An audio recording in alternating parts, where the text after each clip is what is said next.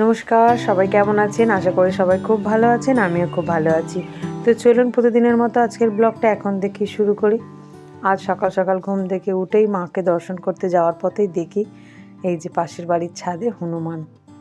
সকাল থেকেই বাজির আওয়াজ পাচ্ছিলাম। অনেকেই বলছে তারপরে যে বাজি ফাটিয়ে ওনাদেরকে তাড়া করা হয়েছে। আসলে সবারই অ্যালবেস্টারের চাল তো আমাদের গ্রামে, মানে বেশিরভাগটাই, তো সেখানে যদি হুড়োহুড়ি করে অনেকেরই অনেকবার ক্ষতি হয়ে গেছে। তাই ওদেরকে তাড়া করে দিয়েছে। কিন্তু সকালবেলা ওদেরকে দেখেও খারাপ লাগছে। দেখুন কীভাবে সবাই বসে আছে। ও বাবা! আমি ভেবেছিলাম মনে হয় ৩টে থেকে ৪টে হবে। ৪টের বেশি এসে গেল। আরও একটা আসছে। ওই দেখুন কতগুলো হনুমান। যাই হোক, চলুন, সকালবেলা তো আমার হাজারো কাজ থাকে জানেন। তো আজকেরও সকালে তাই রান্না বান্না করা। আজকে তবে ভাত টাত করবো না কিছু। আজকে বৃহস্পতিবার, মা শীতলার বার আছে। তাই প্রতি বছরের মতো এবছরও অসীমারা যাচ্ছে পুজো দিতে। আজকে তোমার যা হলো নি, আমরাই চললুম।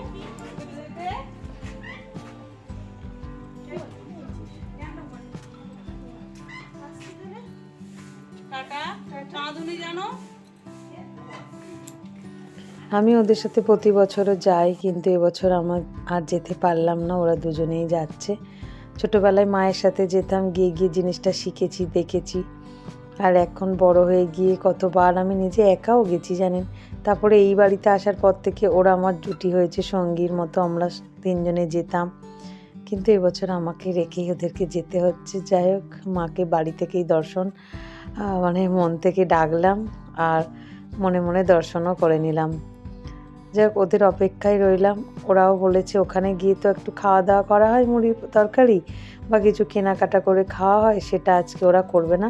ওরা বললো আমরা পূজা দিয়ে আর একটু পুষ্পাঞ্জলি দিয়ে চন্দ্রমৃত্যু নিয়ে বাড়ি ফিরে এসে একসাথে তিনজনেই খাবো।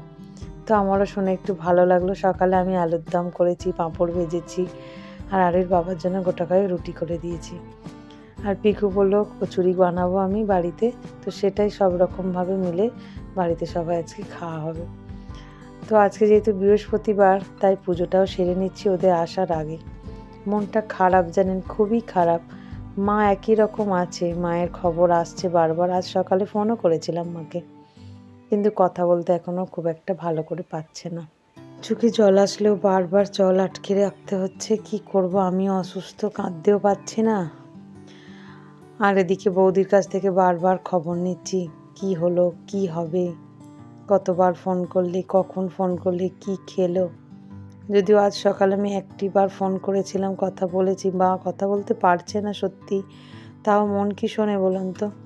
যাই হোক, আমি ওই জন্য আর ফোন করিনি, ওরাই ফোন করছে। আর ওর বাবা আজকে দুবার করে দেখতেও গেছে।